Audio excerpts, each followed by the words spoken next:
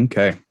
So Malcolm Guite is a poet, priest, singer, songwriter, and accomplished academic. Some of his publications include The Mariner, A Voyage with Samuel Taylor Coleridge, Faith, Hope, and Poetry, David's Crown, Sounding the Seasons, and Lifting the Veil, as well as a number of others. Thank you again, Malcolm, for accepting. Thank you. Pleasure to be with you. So maybe just as an icebreaker, do you have an average day? I mean, how do you segment? Perhaps the best way of replying to that is to say I try to avoid average days. I like that. I suppose they have to average out somewhere. No, I mean, less so. Obviously, when I was working as a chaplain and a lecturer and a fellow and teacher in a Cambridge college, I had a day in the sense that I showed up. Right. And I was around and I did various things, and students came to see me and I supervised them and that kind of thing. And I tried to find time for reading and writing and, walking and so on in the midst of it. And now I'm retired from that, not retired altogether, but retired from my active college life and teaching and chaplaining in order to be a full-time poet, really, and writer and speaker. So my days are less shaped by an external institution, but they're shaped in the sense that walking is very important for me, both for thinking and composing poetry and also for general health. So I do 2 longish walks in a day. I probably walk 3 or 4 miles before breakfast and then another 4 or 5 after lunch. Through happily where we are retired in North Norfolk, through very beautiful woodlands and along a bit of an old canal and so I have woods and water, which are a great accompaniment. So, some Chaucerian. Yeah, nice. Yeah. So, and I have a great love of English nature and landscape. So when I go on, I used to go on retreats to monasteries, but now I tend to go on pilgrimages. So I walk on the old Pilgrim's Way, as Chaucer described it, to Canterbury, or I walk to Walsingham, or I once walked from Holy Island to Melrose Abbey along the Cuthbert Way. Oh, wonderful. That's a great pleasure to me. I also mess about in boats. So when I get the chance, I get onto the water and float as well. Okay. Yeah. I think I saw something about that on your blog. I also heard you mention. In the meantime, of course, I'm reading and answering emails and composing. At the moment, I've begun a big project of composing. Yeah, the Arthurian. Yeah, that looks very promising. I listened to a podcast you did on a channel called A Perennial Digression. I was really glad to hear you talk about that. It was again Arthurian. The Arthuriad had a profound influence on me as a young man. I think there's I'm trying to write this particularly for young people. I mean, I hope it'll have a wider readership, but it's going to be beautifully illustrated and it's going to be in memorable, I hope, sonorous poetry. So I don't think anyone had to go doing a poetic rendition of it for quite a long time, probably not since Charles Williams. Yeah, I don't think I've come across any. Yeah, so that's the go, is it's going to be sort of ballad form Arthur. Yeah, I haven't had a chance to work on it for a couple of months though. I was really forging ahead and then just many other commitments. I was supposed to be in the States teaching, and then of course Zoom, COVID prevented that, so precluded a lot of that sort of thing. Yeah. Anyway, so there's no average really, but it's always interesting. No average. Well, yeah, I kind of one of the things I wanted to talk to you about is, I primarily wanted to discuss the imagination. So one of the things I wanted to kind of delve into is how we can talk about poems actually emanating and having a genius of sorts. They self-disclose. And it's more of like an uncovering. I wrote here, it's more like being a paleontologist or, cutting a diamond out of an unshaped stone, something like that, rather than being something that's like created ex nihilo. It's not something subjective. It's not meant to be vain. In fact, one of the things I most want to resist is the kind of thing one was taught about poetry and so-called creative writing at school, which is the odious phrase self-expression. It's not self-expression. It's not me and my little angst magnified with some clever words. That's not what it is at all. It is the discovery or unfolding or unveiling of something that's really there and which has a kind of life of its own. So the whole language of the muse who comes, the muse who speaks to you, the sense of the poem as given, I think is really... The poem is being self-existent in a certain sense, like having its own logoi. Yeah. And the poem certainly, once it begins to come into being, makes demands on you. It does. Yeah, and it requires you to fulfill them. I almost feel that if my idea of what the poem is going to be turns out to be exactly what I've written, then it's probably not a poem. It's just a note to self. Yeah. And it sort of quickens, and I wrote here a quickening word. I wrote here a quickening word. A quickening word, a kindling. I will maybe just throw in, just for the fun of it. I was trying to, I use the language of the muse a lot. I talk about my little writing hut, the Temple of Peace, as my trysting with the muse.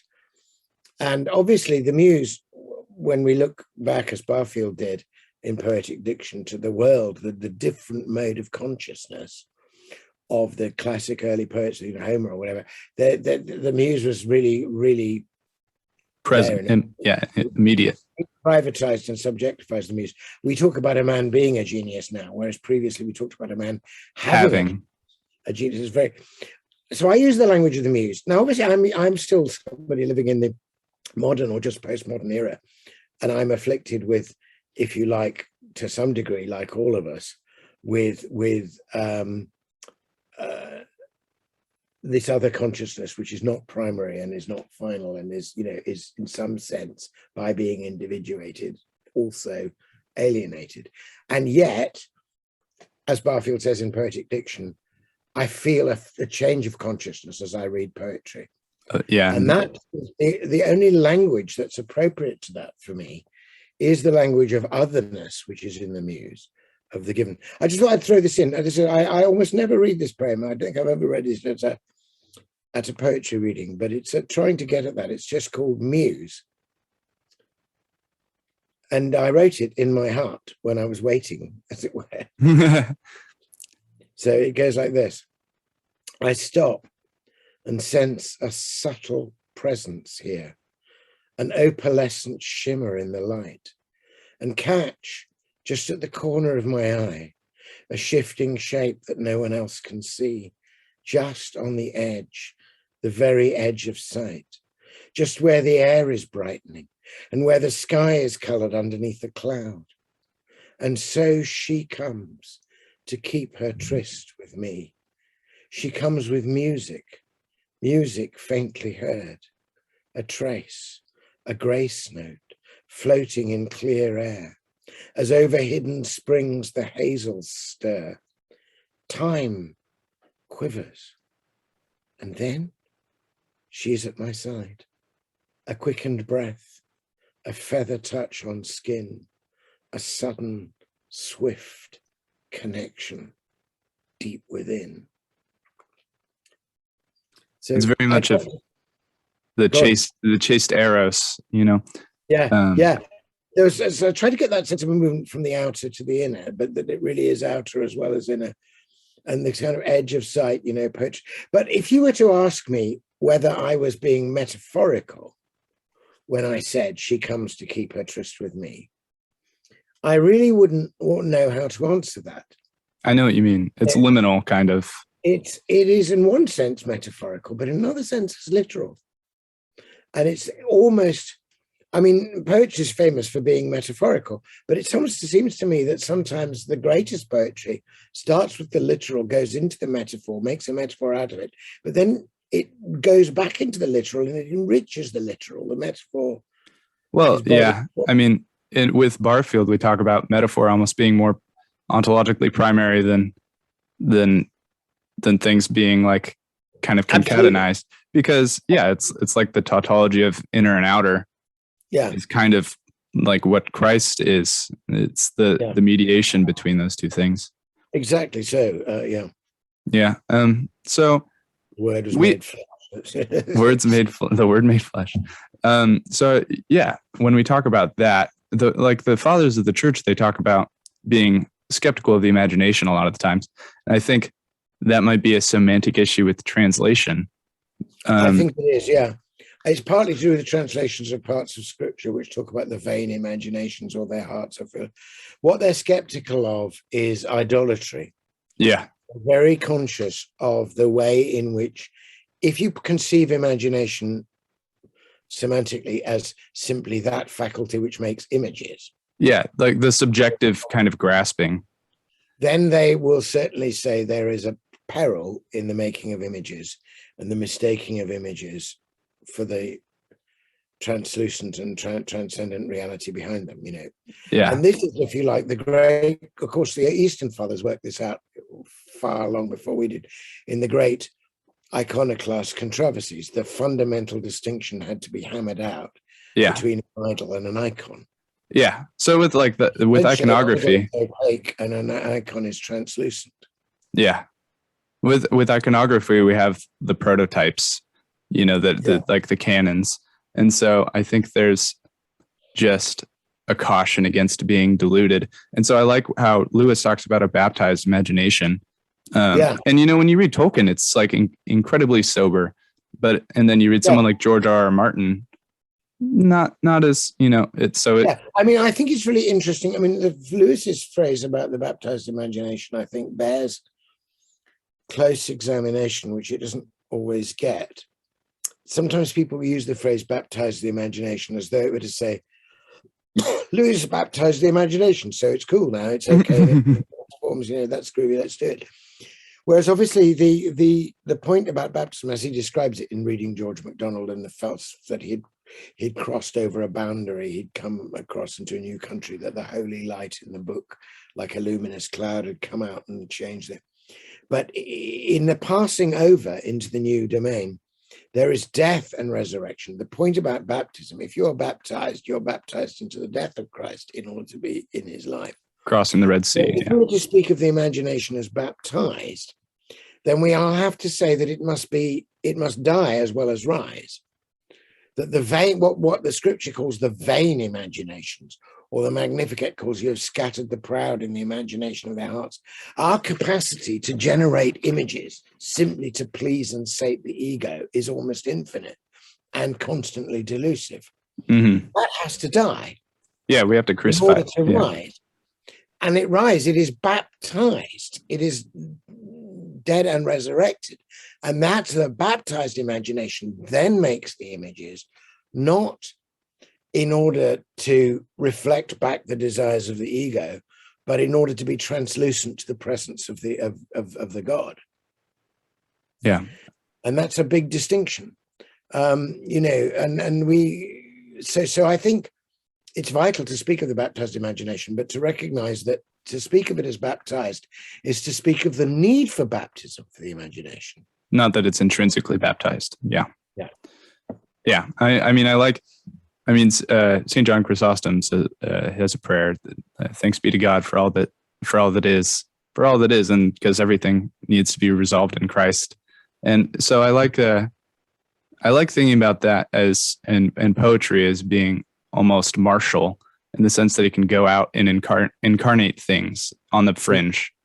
Mm-hmm. Like a Christian poet can look into something that's apparently like putrefic and find Christ crucified in it and bring it into paradise. Yeah. And that's right. It's actually, in the end, all the images, I mean, this is very carefully worked out by Charles Williams, the other interesting friend of Lewis, who makes this distinction between the way of negation and the way of affirmation, and says, there is a proper apophatic theology where nothing that exists in your mind is God because God transcends all things. None of your images is God because God transcends all things. So you go a way of laying all these things aside and to go into the silence and darkness to find God. That's a perfectly proper way, but it's not the only way. There is the way of affirmation, in which you say that every image is a fragment of, or not, obviously not, it's an image given by God. It's not God. It is the utterance. There is an utterer beyond the utterance, but there is nevertheless, it's an utterance. And he resolved that by saying the famous thing, one must say of every image, this also art thou, neither art thou this. Yeah.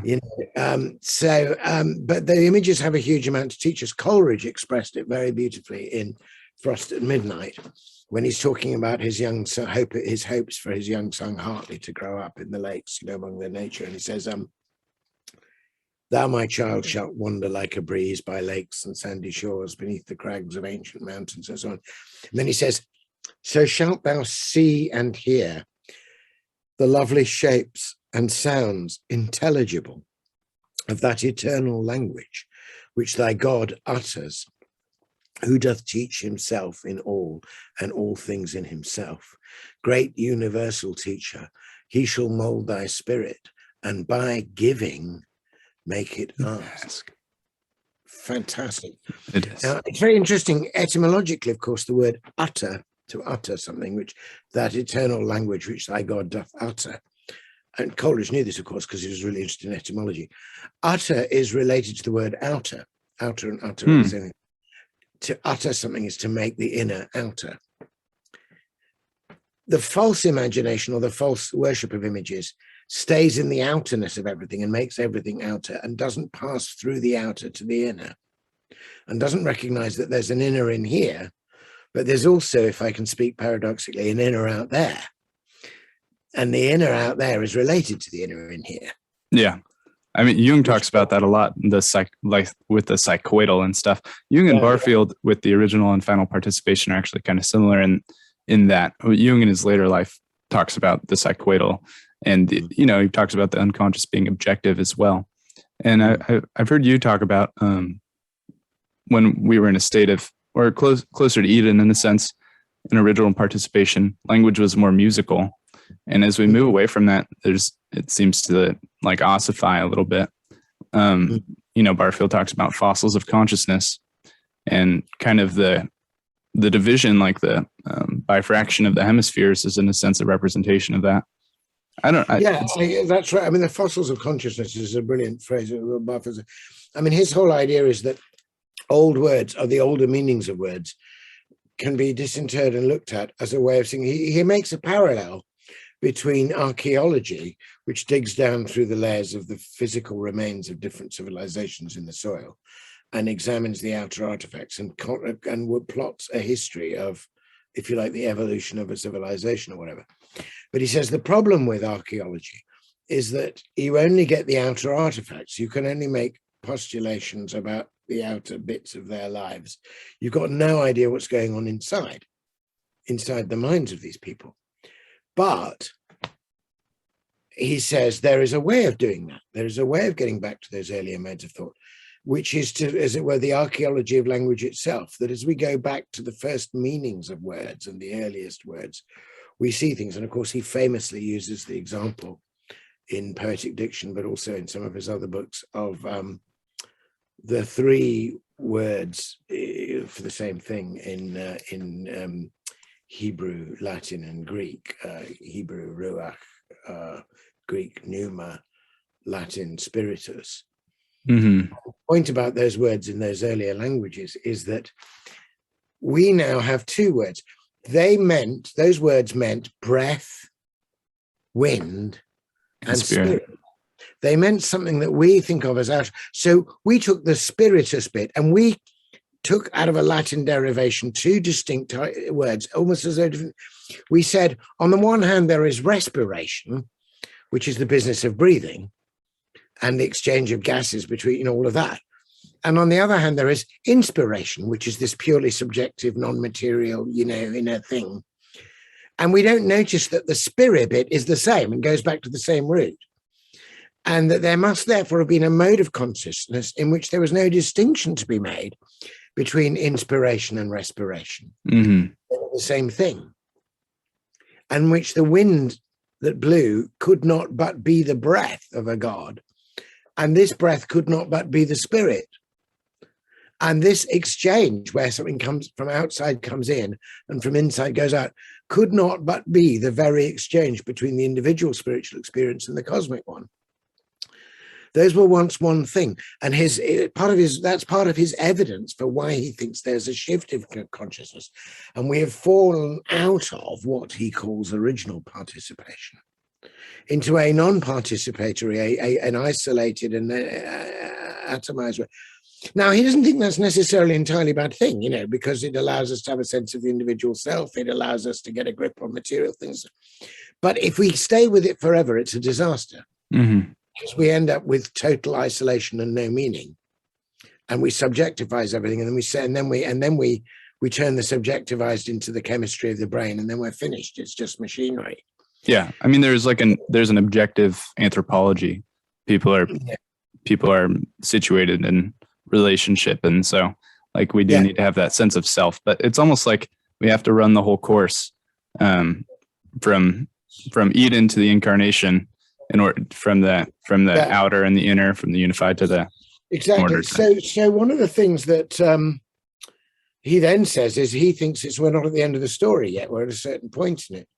And he believed that Barfield, that there would be what he calls final participation, which will be a return to that undivided unity of the outer and the inner, but without the loss of the individuality that came out of the middle period. And we talk about that kind of with theosis, where, the saints, the eye of their heart opens to encompass all of creation like Christ. And they'll actually like assume the sins of other people, but they're not losing their selfhood at the same time.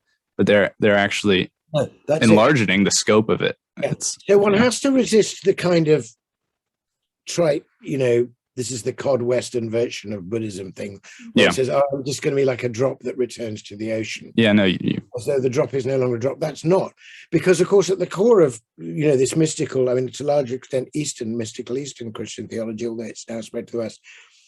At the core of that, of course, is the Holy Trinity, where you have precisely one substance, but three persons. There is a distinction of persons. The three persons are one, substantially one, consubstantial, co-eternal. But one must neither divide the substance, so they're one, nor confuse the persons, so they're three. Yeah. And the fact that God himself is distinct personhood in a communion of love and yet one, holds out the promise to us that in theosis, in the final resolution of all things, we will in one sense open our eye, if you like, to the whole cosmos, but we will still be us, the unique person that was the idea in the mind of God when we were made. Yeah. Saint Dionysius the Areopagite talks about creation as a kind of syntax with different positions, a hierarchical syntax. So it's like it's a poem, each part retains its partness, but absolutely. It's still participating. And in a sense, that's why I think Coleridge's metaphor, about that eternal language which thy God utters, is so helpful, because what Coleridge was essentially doing was challenging the Newtonian mechanistic model of reality as a clock with its reciprocating parts, but all material and all the kind of wound up and winding down, with the idea of cosmos as a poem. And a poem has a physical being which is perfectly subject to all physical laws. And if you were to take one of my poems and you could you could do a wonderful scientific treatise on it. You could examine the chemical composition of the paper. You could look at the distinction of the ink. You could do geometrical surveys of the shape of the letter, statistical surveys of their frequency. And even if you heard me reading it, you could take an oscilloscope and work out. You could accumulate a mass of incontrovertible scientific and objective factual knowledge about the poem without ever realizing it was a poem. But if somebody told you it was a poem, you go, oh my goodness, I didn't realize it meant something. And you read it and it would kindle your imagination and a new thing would come into being. Now, the new thing that came into being would not in any way controvert or deny any of the sound, solid, chemical accounts. No, it's both. Yeah. They marry. But it is the both and. And we are living in, what Charles Taylor calls the immanent frame, where we're so focused on the chemistry of the paper and the statistical frequency of the shapes of the letters of the cosmos, we haven't actually grasped it's a poem. We've forgotten it's a poem. Yeah, Sir John Day, that he talks about as a dance. I like that. I like thinking of that too. It's very. Yes, that's right. It encourages the dynamism of the poetry too. It's not necessarily set. Yeah. Pardon me coughing. Yeah.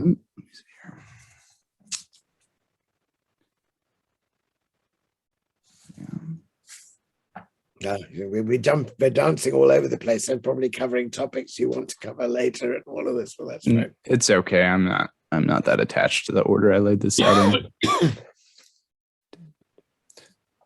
So yeah, I in the email I sent you, I am interested in education, kind of nominally. As a young person, my peers generally aren't interested in this sort of thing because the materialism is a cage. And so, you kind of have to experience that theophany that I experienced while reading Blake for the first time. But I don't see, there's not an effort in educational institutions for the most part to kind of, I talk about, when I talk with people about education, I talk about it's not education anymore. It's inculcation. They're not trying to draw anything out of you. Or yes, because educate is to draw out, whereas now it's education to sort of pack in, really. Yeah. And of course, although having said that, of course, you can't legislate for epiphanies. I mean, if you have an epiphany reading Blake, that's a sheer grace, and Blake is there to read, and you can find Blake, you can find Blake on the internet. So that can happen. And I would be I certainly want to see reform in education. I certainly want to see it drawing out. All of those things, I applaud that to the rafters.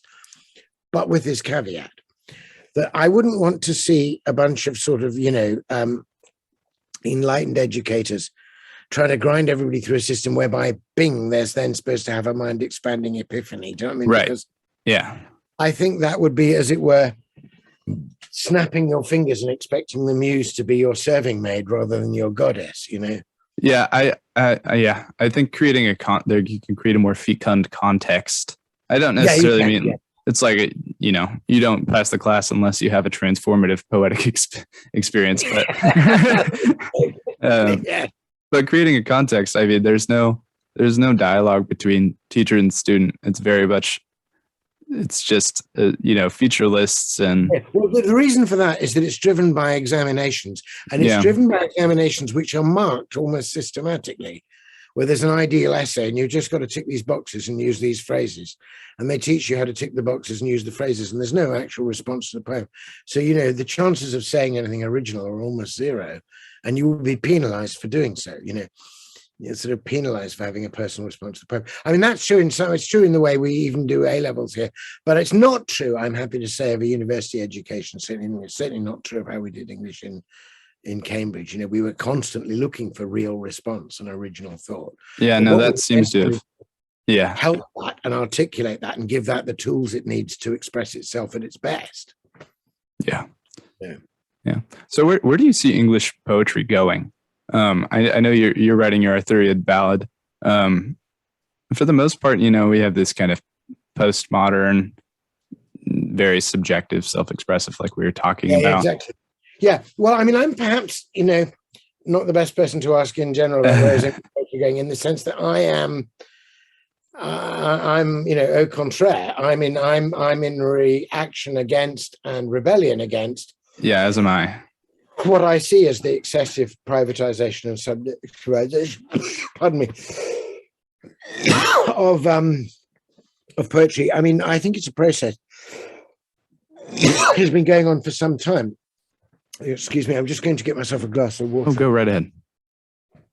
You're going to have to edit this out.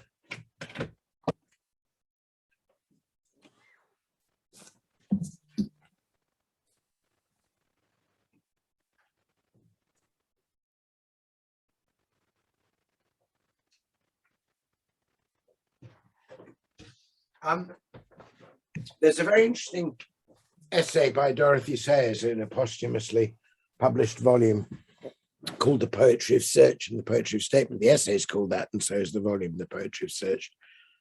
Is it? Hang on, I've got the book here. Just get you the title correctly. Yeah, The Poetry of Search and the Poetry of Statement. Anyway, in the course of this essay, published in the 50s, Dorothy Sayers, interestingly, quotes an essay by Stephen Spender, which strikes me as being really prophetic, considering it was written probably in the 40s.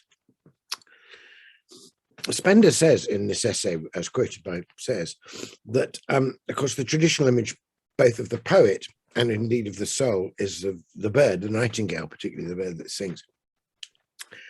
And that in earlier ages, this bird is free to fly. It, you know, Keats's nightingale flies away from him and leads him up into the darkening woods. You know, eagles fly high above the landscape and see everything. The bird is free and moving. It may alight on a tree. It may sing a particular song, but it's a real bird in a landscape looking out at all kinds of things. And Spender felt that in the kind of modernist era, and particularly in poetry in the mid-20th century, and as he saw it developing prophetically, correctly, is it true? He said, with the absolute split between object and subject, and the relegation of the arts entirely to the realm of the subject, he said the bird is now in a cage. But then Spender goes on to say this. He says it's a peculiar cage because the bars of the cage are made of mirror facing inwards. And all the poet is allowed to sing about, the only subject for poetry now, is fragmented images of the self. Now, that seems to me to be right on the, that is exactly what poetry has become. And it's relinquished any claim to say anything beyond ironic, tricksy, postmodern reflections on fragmented images. Not even an attainment to objectivity. No. Yeah. And so Spender is rebelling against this and saying, let the bird fly. But, you know, how do you do that? So Dorothy says, in the big context of her essay, says, look, there is a place, and early Eliot was the master of it for the fragmented images. You know, and he says at the beginning of The Wasteland, these fragments I have shored against my ruin. If everything has been broken up around you, all you can do is the fragments. There's a proper humility to say it. Mm-hmm. But there comes a point where you discover something beyond the fragments, where you discover something. And Eliot, in fact, did discover it and became a Christian, became an Anglican Christian. And there was a great shock, you know, to the sort of bohemian poetry world after the publication of Ash Wednesday, when Eliot not only became a Christian, but that's a beautiful piece. High Anglican. Yeah, Ash Wednesday is astonishing poem. I mean, there's a story about Virginia Woolf, who was so shocked. She said, have you heard about poor dear Tom? Of course, he's quite dead to us now, you know. So what Dorothy says is he's simply shifting mode. That there's a proper poetry of search, but there is also, she says, a poetry of statement. And then she does a wonderful analogy. She says, she takes the gospel story of the parable of the kingdom about the 10 coins, the woman who's lost a coin, the woman had 10 coins and she loses one of the coins. And then she sweeps the whole house and searches and everything until she found a coin. And then in the parable, as Jesus tells it, then once she'd found the coin, she called in her friends and neighbors and said, rejoice with me because I have found that which I have lost.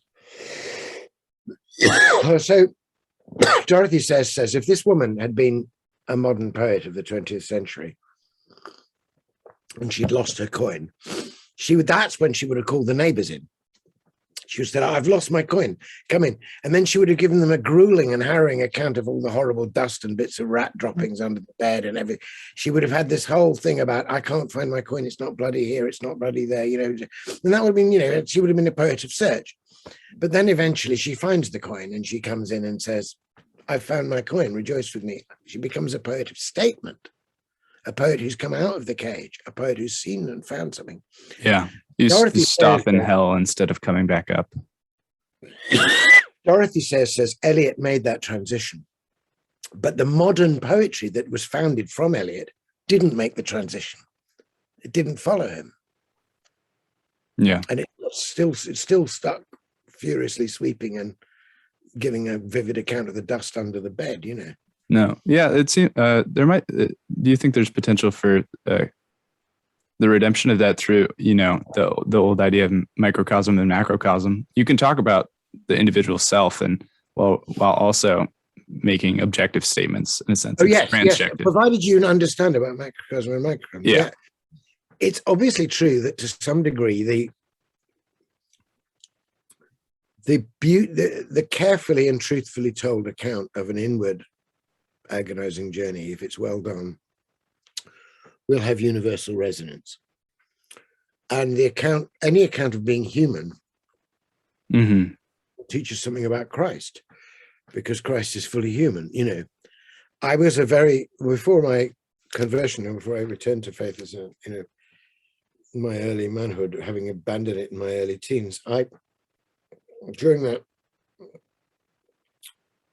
late teens and early 20s period, I was an avid reader of sort of works of existential angst, and I gained a great deal from them. And I was a particularly avid reader of Samuel Beckett, who I regard as one of the greatest writers ever. And Waiting for Godot was a text I knew by heart and seemed to me to sum my situation up very fully.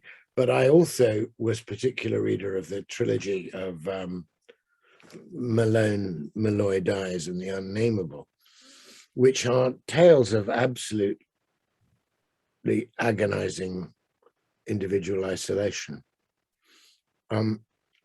ending famously with the words of the Unnameable sitting, as it were, armless with tears down. It's a figure almost like it's almost like a kind of empathetic drawing of Dante's Satan. Of course, Beckett knew Dante extremely well. This figure which weeps frozen tears and can't wipe them. And the last words are, I can't go on, I'll go on. And you don't know whether that's an absolute agony that, I don't want to go on, but I'm compelled to go on, or whether I can't go on, I'll go on. There's a kind of, but it's also surely, insofar as we believe that Christ harrowed hell, and so far as we pay attention to the agony on the cross, that entering into utter enemy in complete isolation, and why hast thou forsaken me, is something, because it's such a profoundly human experience. In order to enter the final depths of our humanity, Jesus Christ, and therefore God himself, goes through it. And so whereas I used to read Beckett in contradistinction to and in opposition to the faith I was rejecting, and as a way of setting aside the faith of my forebears in order to be this bold new high modernist, Joycean and Beckettian, whatever I thought I was being. It's not that I abandoned that work, but when I became a Christian, I reread it in a new light, and I saw all it had to teach me about our humanity and the humanity of Christ and what it is that God comes in to redeem. I always loved them. I mean, I used to think, obviously Beckett in Waiting for Godot, when he has one of the characters standing on one leg, and he says, "Do you think God sees me?" There's these kind of open questions. Did you ever read the Gospels? I suppose I must have taken a look at them. I remember the maps of the Holy Land, colored they were. The Dead Sea was pale, Red Sea was pale blue. That's where we'll go. We'll said, we'll swim, but we'll be happy. And yet there they are. Coming to the edge of everything and waiting. I think of that as a profoundly honest play. I don't think it's a play on one side or another. I think it's a play that is about the way we are. But I don't see it as, for me, the experience of it is part of the story of my journey to Christ. Right. Yeah. I think so. When we're talking about baptized imagination, I think we have the capability to look back on our, in a sense, blind pilgrimage and see where things fit into position, where we might have been nescient of that, in the meantime. But that's sort of all things work for good, or Lewis's idea of heaven working backwards. Yeah. I mean, you think about Barfield was a little heterodox in some stuff, but like Lewis was much more mainstream, and without his ideas, without Barfield's ideas, who knows how Lewis would have ended up. No, I mean, there's no doubt. Lewis, I don't think, would have become a Christian if Barfield hadn't first, in the so-called Great War between the two of them about the validity of imagination, if Barfield hadn't first converted Lewis to the idea that the imagination might bear truth sometimes. I mean, Tolkien completed that, but Barfield started it. And so I think we all owe Barfield a debt, even if it's only for Lewis. I think we owe our Barfield much better than that.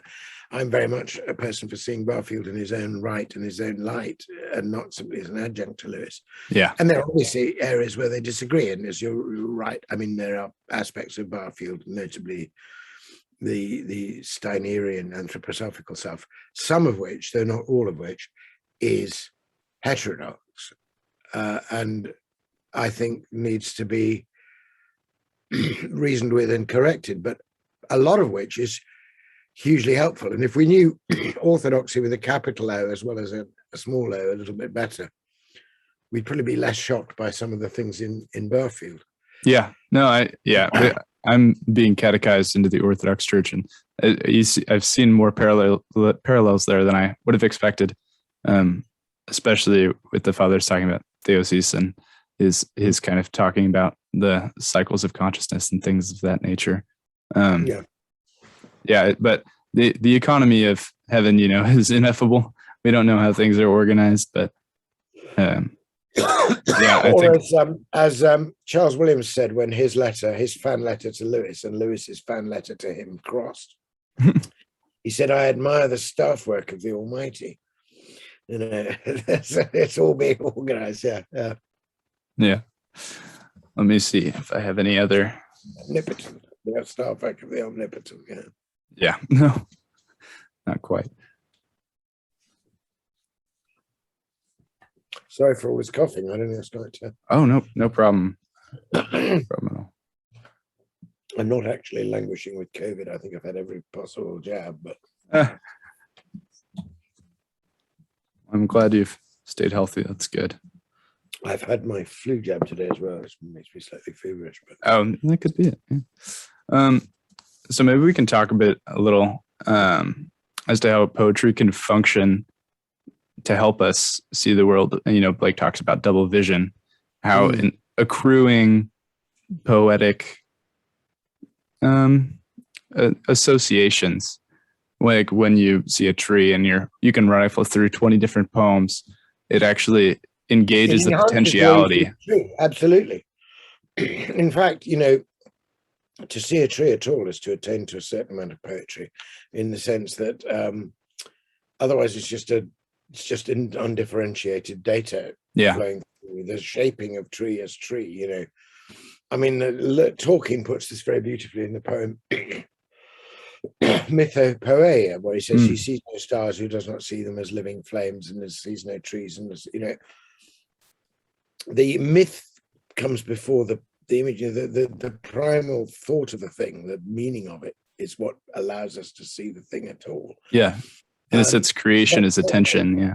You have poetry, it changed the way you see. I mean, Lewis famously says in the essay on 3 Ways of Writing for Children that he wanted to write about enchanted forests in such a way that a child who'd been in one of his enchanted woods would then henceforth find every wood a little more enchanted. Yeah. I mean, that's, yeah. So that's essential. Impute some more. And of course, Coleridge says, that the purpose of the poetry was to awaken the mind's attention to the loveliness and wonders, to remove the film of familiarity and selfish solicitude, which we cast over it, and draw it back, so that, because at the moment we have eyes that see not, ears that hear not, and hearts that neither feel nor understand. So there's a real sense in which poetry, I think, is well, I mean, it's interesting. When Barfield was writing Poetic Diction, he showed the manuscript to Lewis as he was writing it, and he says somewhere in it that one of his great definitions of poetry, that poetry is a change of consciousness, and that's what he was originally writing. And Lewis actually said, no, what you're really saying, because of the way poetry changes the mode, he says poetry is a felt change of consciousness.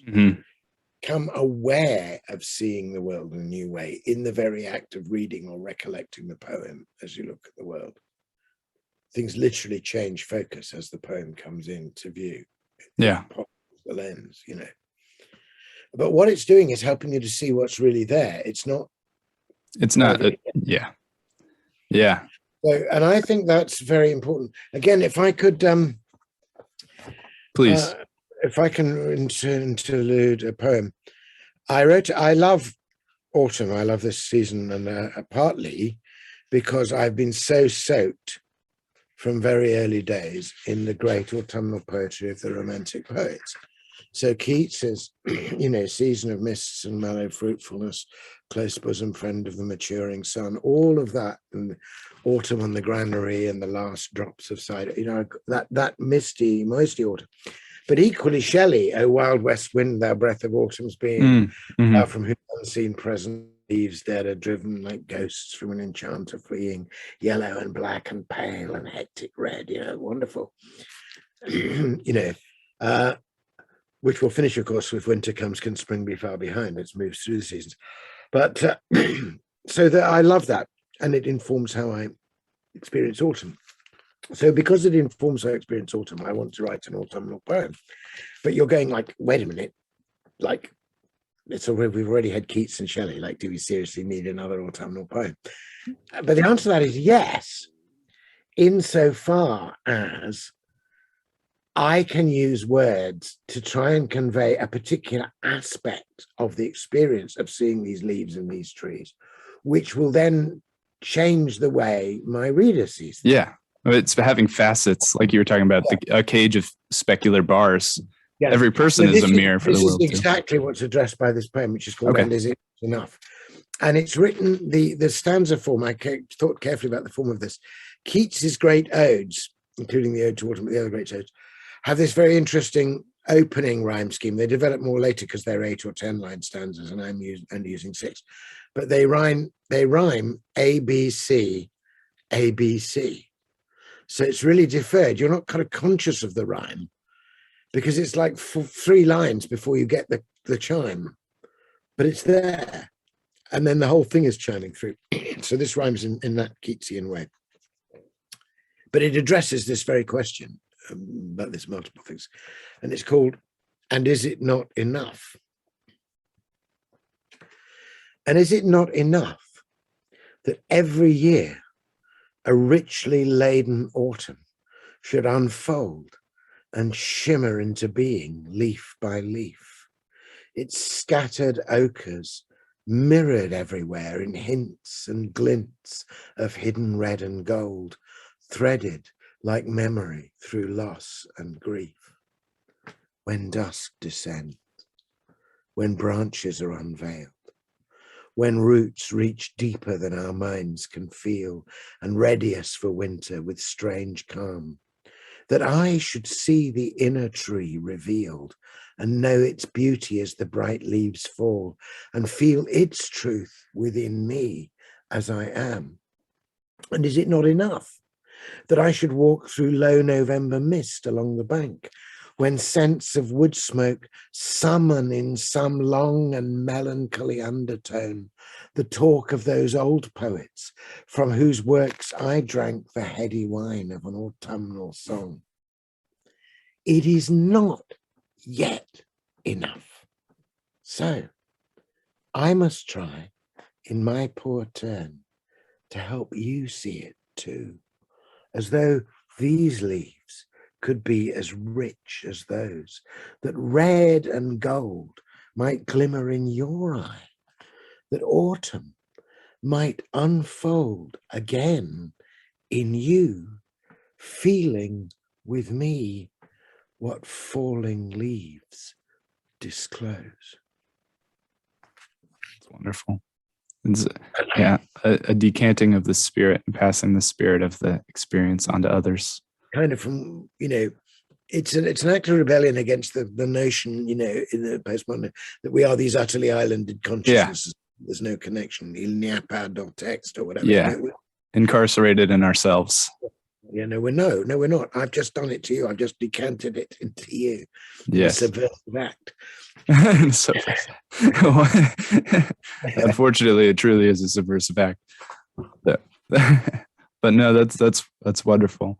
The inner tree revealed. It's wonderful. The imagination is really is organized like a tree. It's fractal.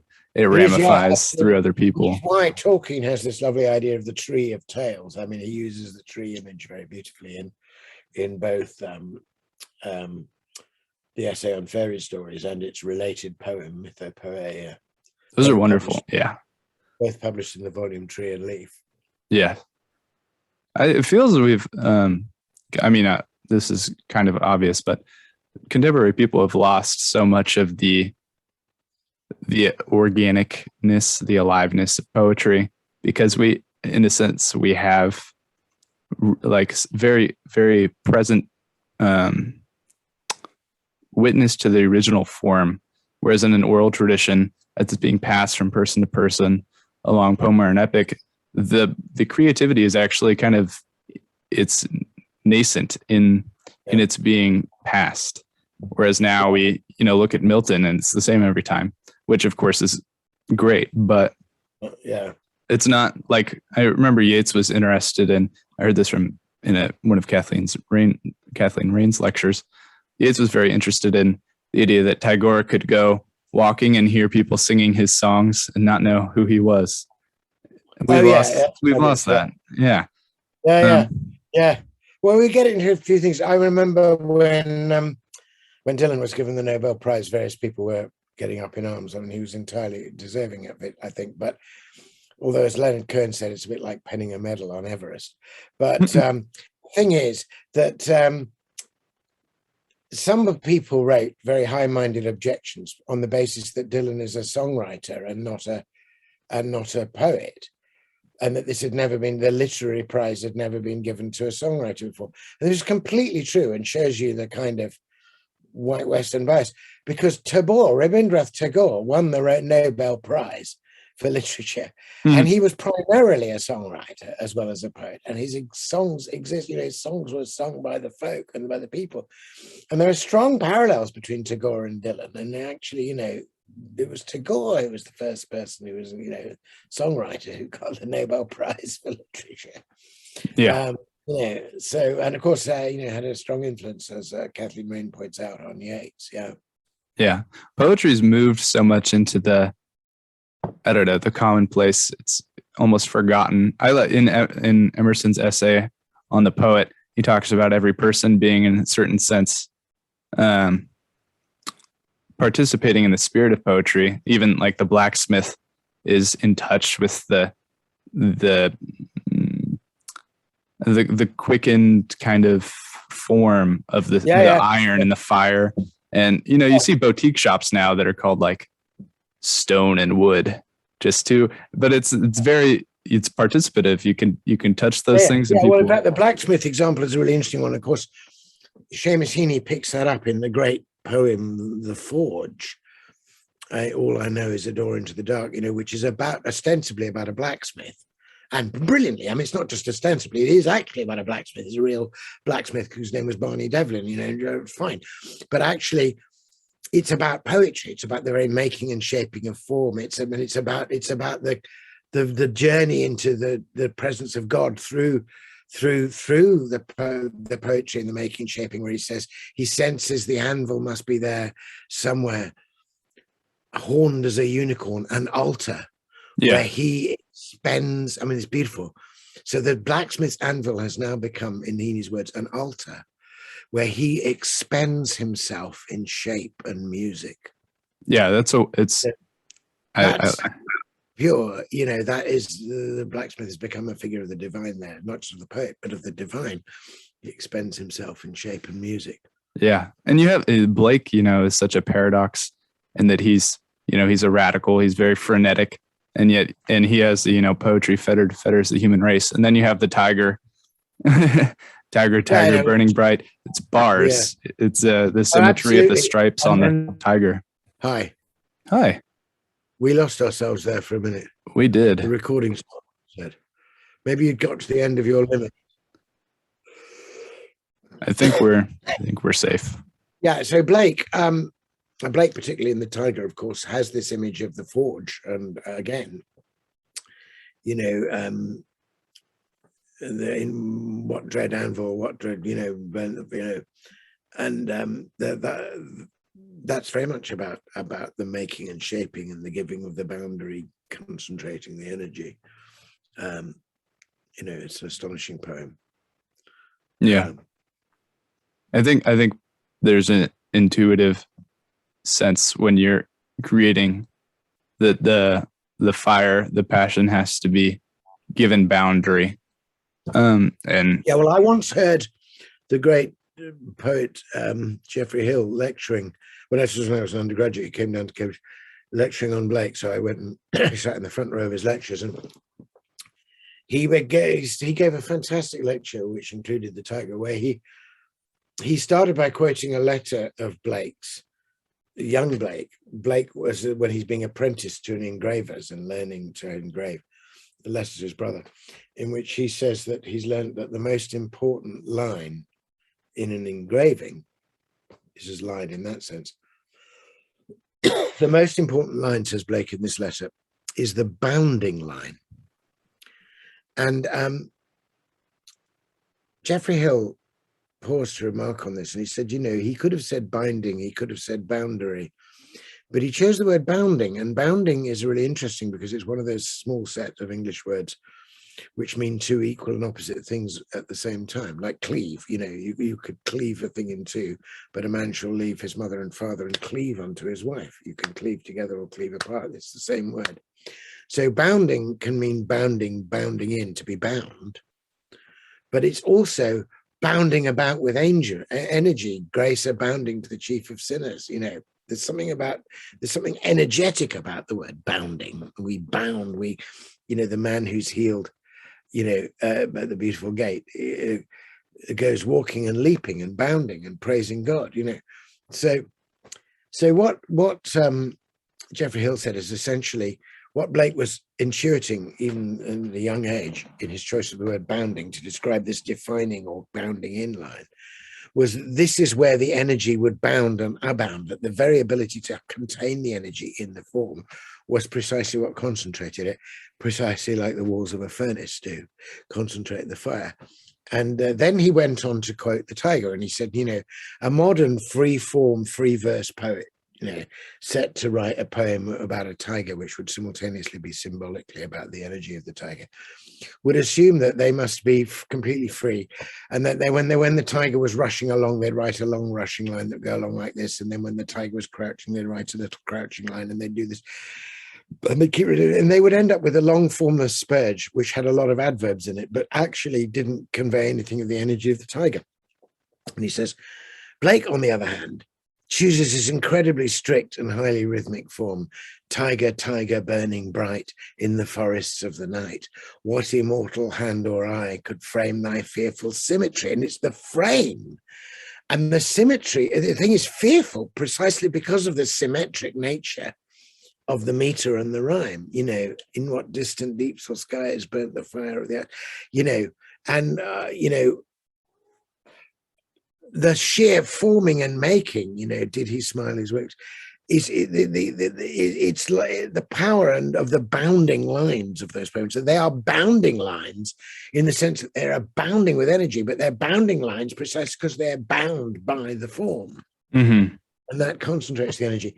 And I have to say, I went to it because it was a lecture on Blake, but that was the making of me. One way or another, I am the poet I am because I heard that lecture and fell in love with form and realized that form was my friend, Yeah. And I was particularly somebody who was in danger of splurging. I can, as you probably grasped from this interview, I can go on a bit if I'm constrained. And actually, that's why I choose constrained forms, because I need the energy to be bounded, Yeah. It's easy to spill. It's not, you're not a river anymore. You're just a flood. Well, exactly. That's the point it's made, I think, by Autolycus in A Winter's Tale, when he's talking about poetry in Shakespeare's late romance, where he says, our poesy is a current which flies each bound its shape. It's precisely, if there was no bound, if there was no banks to the river, it'd just be a splurgy lake. Because they are, then it flows with force. And of course, the real poetry comes with a fine overspray as the line turns and the energy still wants to go out. Yeah, in a sense, it's trying to transcend particularity. But also, when you have in our contemporary poetry, we get caught up in almost an excess of like granular particularity. I think Barfield calls it a picture poetry, which is very succinct. It's rather than something that you're like a grammary, you know, something that is reaching down to you. Grammary is a wonderful word, you know. Magic. Merlin's Isle of Grammary. I'm writing about it, but I'm working on these Arthurian things, and I mean, there's a line of Kipling's about this is no common earth or air, no common science, sky and sea, but Merlin's Isle of Grammary, when you and I must fare. And I kind of lift that and quote that in my Arthurian poetry quite a lot now. I'm looking forward to reading that. Yeah, that should be fun. We may be coming towards the end of the wonderful time I have available. But, yeah, I'm just wondering if there's a something that would be an appropriate poem to finish on.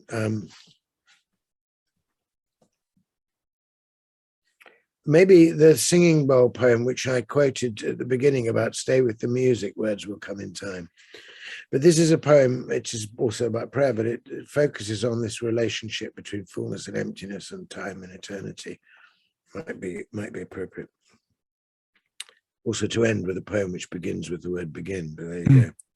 Paradox. So, the Singing Bowl. Begin the song exactly where you are.